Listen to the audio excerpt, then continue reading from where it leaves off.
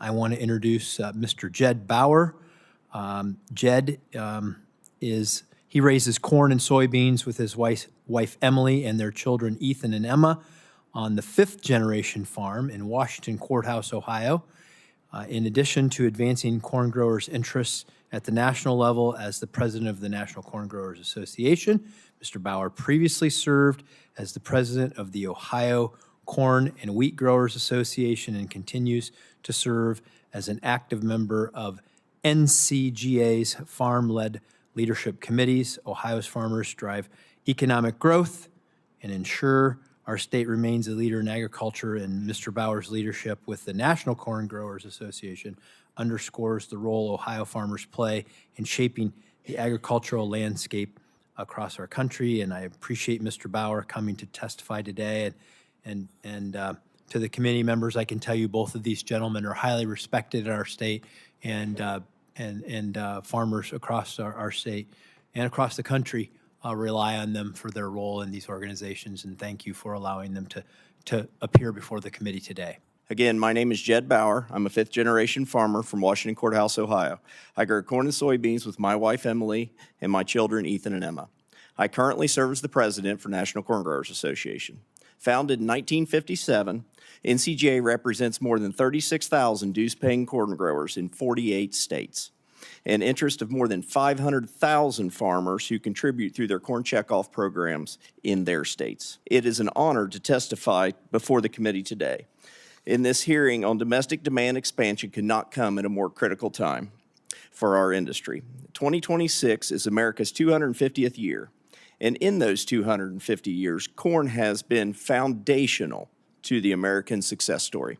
Unfortunately, the legacy that generations of corn growers have built is in jeopardy.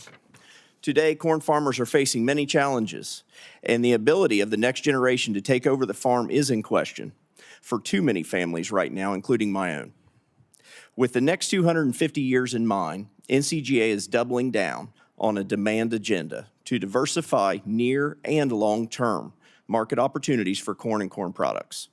While my written testimony covers a broader range of topics that are important to growers, profitability, such as trade and risk management, because today's hearing is focused on domestic demand, I will concentrate on 2 key domestic demand priorities: expanding markets for ethanol and scaling the utilization of bio-based products.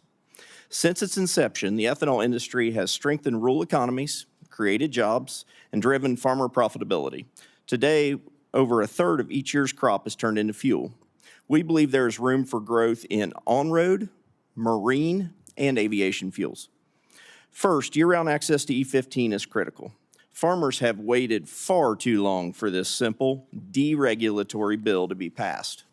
Aside from the economic boost it would provide to farmers, year-round E15 would lead to significant savings for American consumers, strengthen U.S. energy dominance at a time when geopolitics are complicating markets and supply chains. And I want to thank Chairman Bozeman and Ranking Member Klobuchar for their public support of year-round E15. Second, the renewable fuel standard remains the cornerstone of biofuels policy. Strong, predictable, renewable volume obligations are essential. They give farmers, ethanol producers, and fuel retailers the confidence to invest and grow. We appreciate the EPA's current approach and look forward to seeing the finalized 2026-2027 RVOs as soon as possible. Beyond maintaining current markets, we must look toward the future and new opportunities for biofuels to help decarbonize the transportation sector. One of the most promising is sustainable aviation fuel. Corn-based ethanol can play a major role as a feedstock for producing SAF. The 45Z tax credit, which Congress wisely extended in the One Big Beautiful Bill Act, is poised to help stimulate the expansion in the rising industry. Corn growers are also actively exploring ethanol and marine fuel. This has potential to be a 4 billion gallon market within the next 5 years.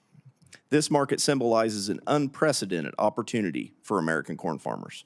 Bio-based products represent an important growing economic opportunity for farmers. when corn and ethanol are used as feedstocks. They also present a more environmentally sustainable alternative for ingredients in many products that Americans use in their everyday lives, such as fibers and polymers. Capturing just 10% of the global plastics market with bio-based alternatives could generate a demand for an additional 15 billion bushels of corn. NCGA is working with industry partners to develop legislation to establish a federal tax incentive that would encourage the conversion of U.S.-grown agricultural feedstocks into renewable chemicals and materials. This investment and production credit would diversify demand for agricultural products, strengthen domestic biomanufacturing, and stimulate rural economies. We encourage Congress to invest in these tools. In closing, I thank the chairman, the ranking member, and the members of the committee once again for today's focus on expanding domestic demand markets for U.S. agricultural products. This objective is imperative to our future. I implore all members of Congress to work with us to advance real solutions like the ones that are discussed here today. Please fight with us to secure the next 250 years of farming. One wish to correct this god-awful mess. What do we do? Short term, that's a challenge for new markets. I think we all know.